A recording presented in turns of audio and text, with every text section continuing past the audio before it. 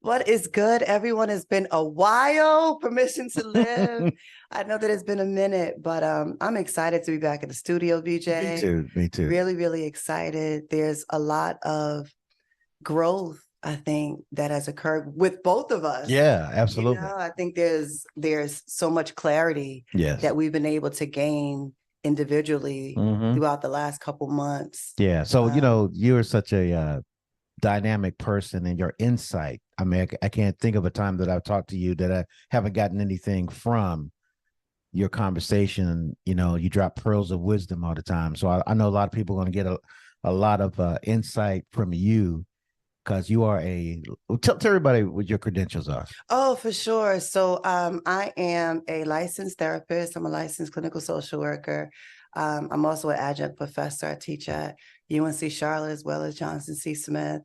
I'm a mama, I'm all those things as it relates to multiple roles that we have to work through and live through. So yeah, it's a couple things. That's right. That's right. Just a couple things. So yeah, I'm excited. That's right. I'm a radio personality by trade, 39 years in broadcasting, community brother, just out here trying to make a difference in the world, trying to help my brothers and sisters understand who they are, enlighten everybody that comes into contact with us. For sure. So that's our mission with Permission to Live, right? Yes, absolutely. Like, how do we live? How do we find ourselves in what we're going through, right? How do we actually find, I don't even want to use the word purpose because it's just overly saturated. You know what I mean? So it's more than just purpose, man. It's just living. How can you do that in the midst of whatever you're dealing with, So, you said something earlier before we started the show, or I was talking to somebody else you said it about the pandemic. We have just come through a period in history unlike any other, where the whole world shut down at the same time. And how did that affect people's psyche? Yeah. You know what I'm saying? I don't think we really given the full weight of what just happened to us. For sure. For sure.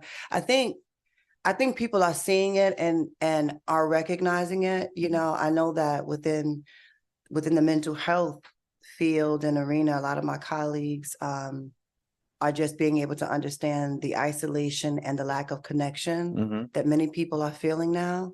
It has impacted their mental health, especially, good gosh, for children and adolescents. Think about being at the house, being at home, doing everything virtual, not being able to be social, which is developmentally appropriate for kids and teenagers. Right. Being stuck on social media, getting all of your information on social media, and the algorithms, I think, is messing a lot of our kids up because they don't understand when they start to look at certain things and their feed just starts to gear towards that certain thing. Yeah. And that could be indeed their life. So, right. So that isolation and lack of connection has impacted a lot of folks, increasing the depression, anxiety, and all that. Right. So you need somebody to talk to. For sure. And you need not only somebody to talk to, but the right person to talk to. Because you talk to the wrong person, you may be even more depressed. You're right. Yeah. You're right about that. You got to find somebody, and even more than that, you have to, before you even talk to somebody, I feel like you have to have the courage to know within yourself that it's time. Yeah. And be able to identify those things that you need to talk about. It's COVID stuff, but it's also the dysfunction of our country, period. There's multiple dysfunctions within our country, within every state has their own level of dysfunction. There's family dysfunction, system dysfunction, community dysfunction. So I think so many individuals are trying to find where they're missing life, where they're missing the ability to actually live. But when you have so much noise around you, it's hard to be able to identify where you're lacking. Who do you think is under more pressure in today's world? Is it women or men? Don't you get me the line. I don't know. I don't know if it's, if we can say which is under more pressure. I think there's a different kind of pressure. But as it relates to quantifying that, I can't say. Yeah. Yeah. When you think about women though, and the anxiety and the weight that women carry, Mm-hmm. if it Mm-hmm. was me talking, I would say our sisters got a lot on them because they're having to support households, take care of the children, in and out of dysfunctional relationships. We need companionship. And sometimes, the sisters have a hard time finding a proper mate, Yeah. which causes anxiety and stress, right? For sure. Yeah. And I would love to talk about that. But on the flip side, you can also ask yourself the question, why is it that women are in those predicaments as it relates to the lens of the man?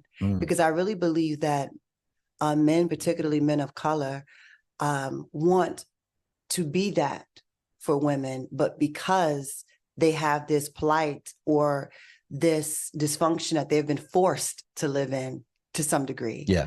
They're like, man, I don't know how to.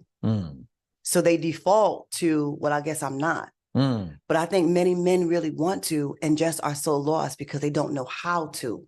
Right. You know what I mean? Yeah. So it's like, even if they attempt to be that for their partner or their children, and this might sound like a cop-out to many, but if you really understand the depth of how systemic racism or things like institutional racism or just the way in which the family has been separated over time, and how that has impacted the self-esteem of Black men, or men in general. No, I would kind of really define it in this regard, how that has taken so much away from Black men. Is like, do Black men really know who they're supposed to be? Who's teaching them? Wow, that's true. You know what I'm saying? Who's really teaching them? And those that are teaching them, are they teaching them correctly? Yeah. You know what I mean? Right. I was, it's crazy. I was watching yesterday. I started watching the series, Dear Mama, the Tupac series. Yeah. And one of the things that he said, and I wrote it down, and he referenced, of course, his mom, but he said, this is what my mom has taught me. And I think a lot of men have been taught by what their mom has taught them. Right. Yeah. And not that it's a bad thing, but is it all that they need? It's hard for a woman, and it sounds a little bit offensive in some aspects, but a woman can't teach a man how to be a man because of the nature that we are created in. There's a difference, right? So a woman can be a good guide. She can give out good principles for us to follow, but he has to have an example in front of him that he can emulate. And I think that's very important. I think you can't leave that out of the equation. But hey, these mothers have done a wonderful job in raising outstanding sons. Better believe it. Like you done that yourself. So that's why I'm saying, giving full context to it. But the anxiety that we are living under right now, I think there's the spiritual aspect of our lives. If we would dive into that, we not being like a holy roller type person, but I'm talking about just knowing who you are as a person and then knowing your relationship to your creator. And I was thinking about this the other day about it's like our divinity, right? Yeah. If the reason why we're having so many problems, I believe, is because we don't see the divinity in one another. I'm not looking at you, especially the Black woman, my God, as a divine creature of the creator who's able to reproduce life. How much respect and reverence should I have for you? And if I really understood your value like that, and then you understand and respect my value, wouldn't we have a beautiful experience every time we got together? Because you're looking at people of that are miracles. Yeah. I think, I would love people to ask themselves the question of how did we lose value for one another? And then how did you lose value within yourself. Mm-hmm. You know what I mean? When it comes down to value, you know, I think living in the society in which we're living in, you have so much that's in front of you. Mm-hmm. And when you try to determine the many things that's in front of you, what is meant for you, it could be so hard. Right. And then when you have all of the roles that you play, and I'm glad that you're up in Black women and women in general, because we do play many roles. No doubt. And it is a lot. Yes. And try to put yourself into the place of trying to be strong in those many roles when you have so many decisions to make, the anxiety associated with that. So making decisions for your children, making decisions for yourself, trying to determine for many professional advancement, what does that look like? Anxiety associated with that. Partners and partnership, what does that look like? The understanding of spirituality and knowing that for many, that's what's needed in order to continue on living a life of certainty and being firm in something.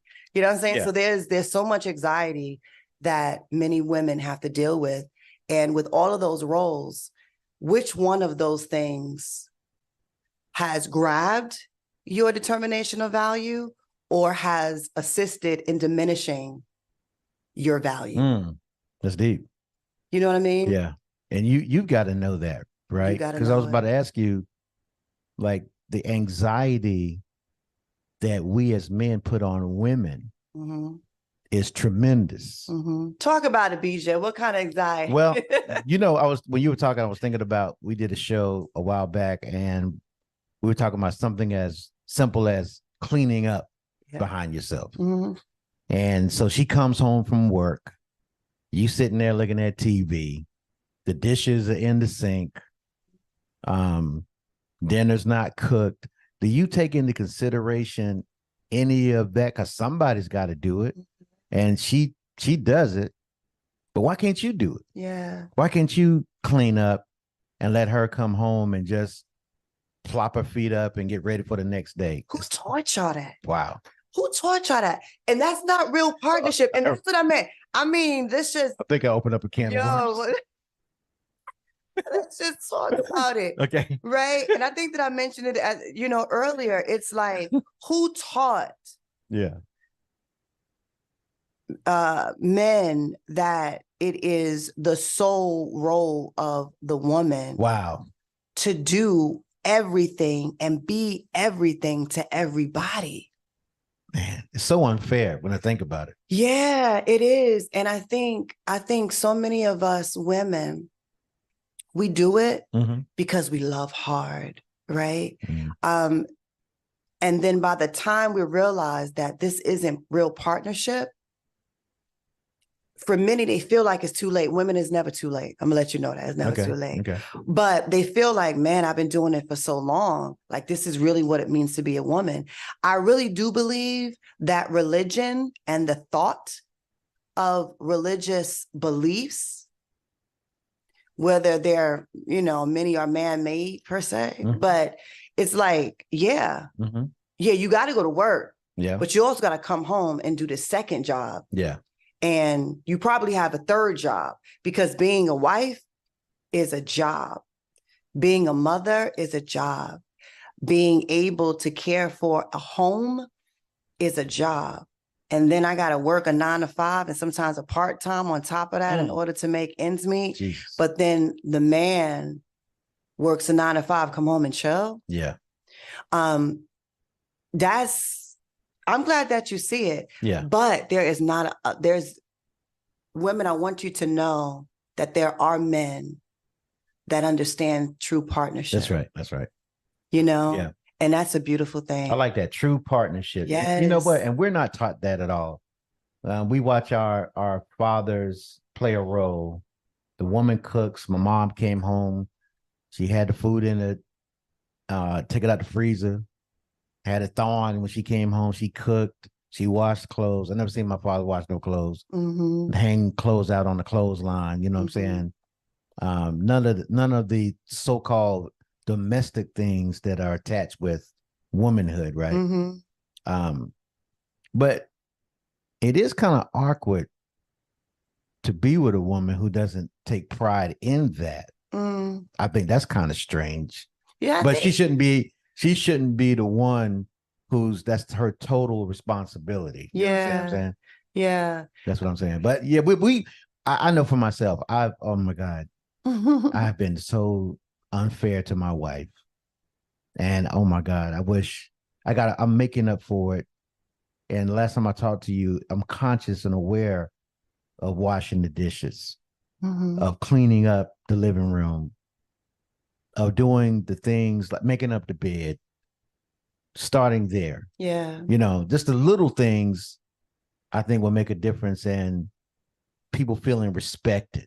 Yeah. You know, I don't, you know, I'm gonna get back to, you know, gender roles, because I don't necessarily like the idea of gender roles. Okay. I would like to push the idea of love roles. Okay.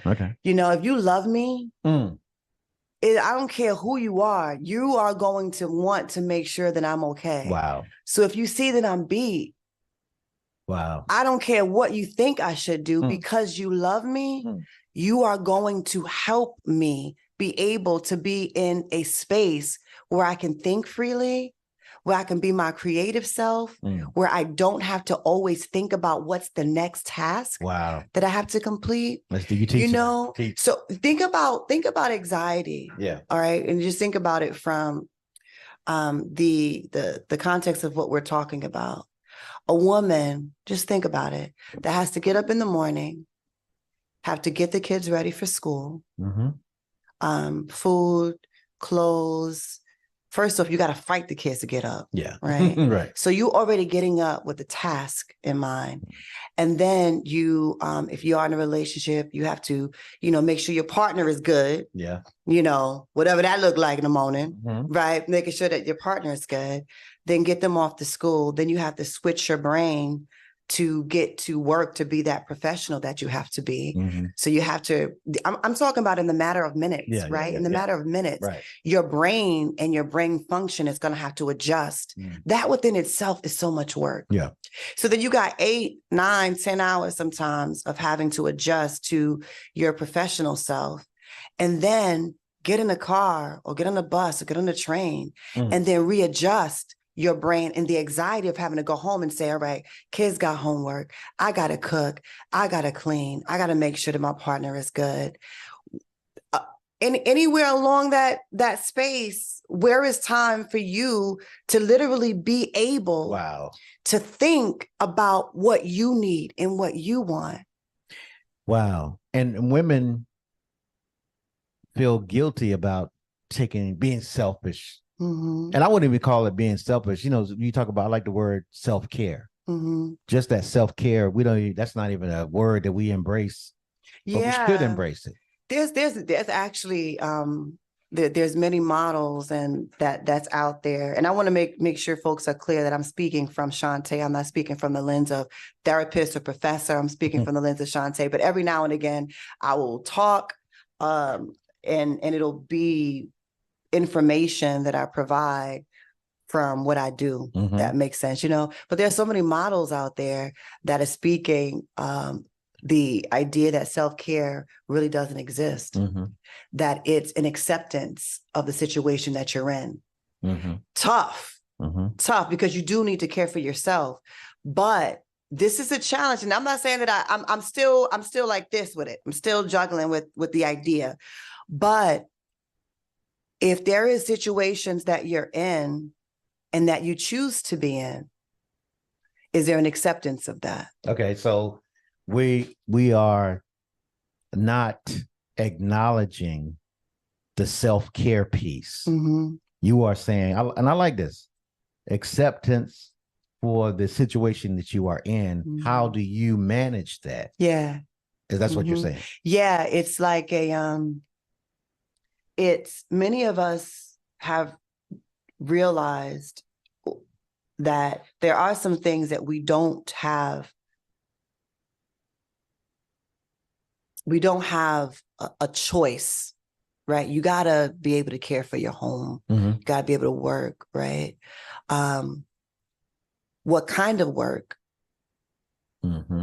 depends on you. Right. You know, if you don't, like what you're doing, how can you change that? Yeah. Right. I know that in the mental health field, there's a certain level of acceptance that I have to have with the level of stress that I might have, because I'm dealing with individuals who are working through some tough situations in their life. There's a level of that that's going to be stressful. Yeah. There's an acceptance that I have to have according to that. So how can I care for myself along with accepting the situation that I have accepted for me? Okay. So couldn't there be a different lane in self-care where a person has a ritual that every day they take time out to journal, self-talk, meditate? That could be. Yeah. And I'm not saying that self-care doesn't exist. I'm just saying that there's some folks out there that people use it. Yeah. Self-care, in certain disciplines is not there. Yeah. I do believe in self-care, but I feel like the term self-care, is oversat. It has lost its power over time. Okay. I feel like you, have to accept and adjust, right? In order for you to be happy, i.e., for example, if you get up in the morning saying that you hate your job,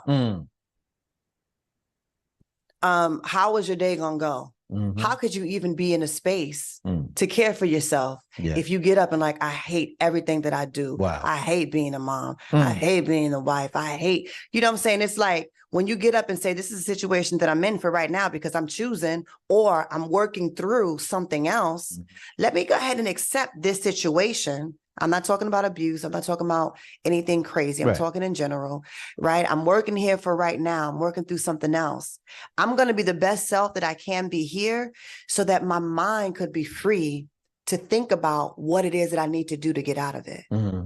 If my mental space and energy is always in regret, is always in hate, is always in I hate this, and I can't stand this, you are not going to have the mental capacity or the energy to put into anything that's going to push you forward to something else. Yeah. Well said. Does that make, what I mean? Yeah. And y'all, for me, self-care is so much more. And that's why I don't like using the word, because again, you associate it to things like, well, some, not all, getting your nails done, and which for some it could be, but for me, I can be getting my nails done and my mind is still going crazy. I'm sitting there, I'm like, yo, I can't wait till you finish with this because I got stuff to do when I get to the crib. Right. You know what I mean? It's like, how are you intentionally? So intentional care. Yeah. That's, write that down. Is intentional care. In opposed to self-care. It's like, just being intentional about what really makes you happy. What are you doing to make you happy? What connections are you making? Let's go into that. That's great. That's great. That's a great road to travel on for a minute. Intentional care. People are not intentional because they're letting things happen to them. Right. So I got this job. I got this person on this job that bothers me and causes me anxiety. And when I go there, I'm frozen for 8 hours. Or when I go home, my relationship is not what it needs to be. So I feel like I'm trapped. But you're not trapped. You are, like you said, you're choosing. You're accepting something, but you don't really have to. So how can somebody begin to live an intentional existence when they wake up in the morning that everything that they're doing is in harmony with what they want to do? Yeah. For one, I think many people remain in situations because of fear. Wow. Okay. And it's like, once you can overcome the idea of fear, then you could overcome and embrace the idea of being empowered. right? So if I'm afraid to go back to school, or if I'm afraid to update my resume to put out, if I'm afraid to push myself towards entrepreneurship, if I'm afraid to leave this horrible relationship that has been bringing me down, right? It's going to be really, really hard for you to be personally intentional about what you need for yourself. Mm-hmm. But many people remain in situations because of fear. Yeah. So you have to kind of find that intentional empowerment. What does that look like for you? My empowerment came with connection. Mm-hmm. I was living in a box. Mm-hmm. And I thought my box was my reality. Yeah. Like my box was all that I had. Like I was just living in this box. And then I'm like, man, there's actually a life outside of this box. But I had to connect with individuals who was like, how about this? I had to trust individuals first in order to connect with them. Yeah. To hear or to see that there is a life outside of what I'm living. Right. So people get stuck in one city, right? Mm-hmm. And they stay there a long time, and you're there, you pay rent, you go to wherever you go, you got your little small circle of friends, and maybe some of them are not supportive, and you get in a rut. Next 10 years, you find yourself turning into this dull person. Mm-hmm. And then you may wake up, go somewhere, and you say, you know what? I don't have to live like this. Mm-hmm. It's just, it could happen that quick. Yeah. You can have an epiphany. You're saying, man, I used to do this, but now how did I get stuck here for 5 years? Just going to work, coming home, doing the same thing over and over again. And I don't have anything to really look forward to. Yeah. Yeah. Many people find themselves in that circle, and I ain't even gonna hold you. It is not easy for many to just get up and go and do something different. Yeah, that's right. Yeah. That's just the reality. Many of our brothers and sisters out there are struggling. And they have so much and so many obligations that it's really hard for them to be able to get up and just do something. But I challenge everybody to acknowledge that they want to do something, that they need to do something, that there is more in this life for them, and it's about a mindset. But finding yourself in that circle of redundancy has, in my opinion, has a lot to do with the inability to challenge yourself because of probably who you're around and what you're doing. So that thing is true about spending your time. That thing is true about the circle, what is it, that the people that you're around. Mm-hmm. I can't say it properly, but like they are a composite of the rest of your life. Yes. The 3 or 4 people that you hang around or something like that. Yeah. If you around people that's not doing nothing and don't want to do nothing, you ain't gonna do nothing. Right. I mean, it's just being honest. It's like people that's wanting, and I'm not saying that they have the plan. Yeah. Right. It's just that energy to say, yo, what we doing today? Mm-hmm. Let's go ahead. You're gonna write a little bit today, you're gonna write a little bit tomorrow. Like, let's brainstorm about dreaming. Let's brainstorm about doing something, being up out of the situation. Like, if you don't have that motivation or people that's gonna connect you to move forward, it's gonna be hard. If you're connecting yourself with individuals who are okay, and there's nothing wrong with being content either. Mm-hmm. Right. But if you're not the content type and you always want to challenge yourself, you got to be with individuals that's going to help you challenge yourself. If you around people that's always dramaful. Yeah. I can't take it, man. I can't be around drama. I can't be around non-peaceful people. Yeah. I've learned that I have a choice to say, I don't want to talk to you. Yeah. Today is not the day. Tomorrow might not be the day either. Right. But you got to surround yourself with people that, is going to push you to whatever that next level is for you. You know what a beautiful evening would be? In the summertime, you and a group of your closest friends, and y'all decided we're going to go have dinner at this restaurant. We'll have a brainstorming meeting, and we're going to take 30 minutes to concentrate on each individual, and we all are going to help you, you know, brainstorm and imagine what it could look like if you did X, Y, and Z. Wouldn't that be an exhilarating experience, right? It would. To know that you are around people that want to see you be successful. For sure. For sure. Man, that's, I mean, we need that. Yeah. That could just water our soul, and you would leave that saying, wow, you know, I have people that believe in me. And those are the people that you need to just be around all the time. You know? Yeah. Being around them and trusting them. We have lost so much trust in each other to where you're even afraid to share your dreams with other people because you're like, how you going to view that? You're going to take my idea? That's a bunch of crap. But it's unfortunately for some, you know, it has been their reality. They've been disappointed and you know what I mean? But being around people, being around dreamers, everybody can't be dreamers though. You got to have that person that's going to say, how are we going to execute? You know, you have to be intentional about people. I'm a dream. You're going to tell me how to do it. Somebody's going to be logistics. Somebody's going to be, you know, the person that's going to make the calls. That's right. It's like, yo, you got to be around people that's going to push you. Yeah. And again, for those that are content with where they are, baby, do you and love the space that you are in. Just make sure that you being intentional about living the life that you want to in that space. Right. Because there's people that's like, I'm good where I am, you know, and I love that. I've always admired individuals where it doesn't take them much. You know, it's like, yo, I'm good. Yeah. I'm gonna, you can find peace. Just don't lose yourself in that. That's right. You know, with all of the roles. So that's awesome. Well, listen, everybody, this is Permission to Live. We had a great episode today, and I love to hear you come up with these different phrases. Like you just came up with intentional care. Intentional care. And love roles. And love roles.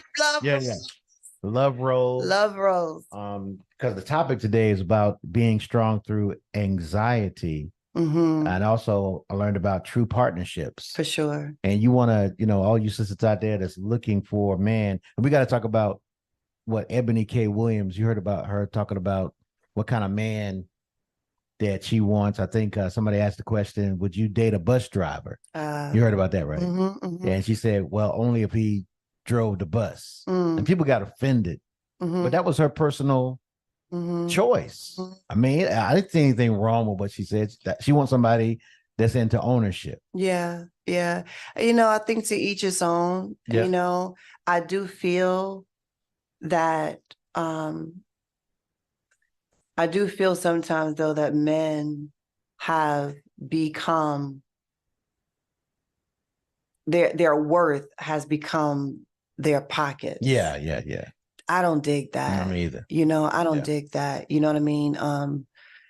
You bring a lot to the table. Don't come with, you know what I'm saying? I'm not putting you on my back. Right. You know, and I'm not, you know, that ain't happening. Yeah. But there's so much more, man. Give me someone who is taking care of their business financially. I'm not putting a dollar sign on that finance, but you're taking care of your business financially. Yeah. And you're giving me unconditional love. You are giving me true partnership. You are caring for and respecting our relationship to the point where I can go to sleep at night in peace. I can wake up in the morning in peace. I can come home from work and I know I'm going to be good. Yeah. There's so much more to relationship and true partnership than a dollar sign.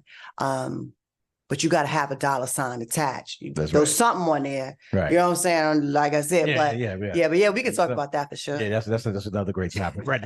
All right, y'all. So we're wrapping up another episode of Permission to Live. Yeah. And any final thoughts you want to? It's been wonderful, you guys. You know, I'm looking forward to connecting with everyone that is connected to our ideas, our thoughts. You know, it's not going to be for everybody, but for those that are connecting, please follow.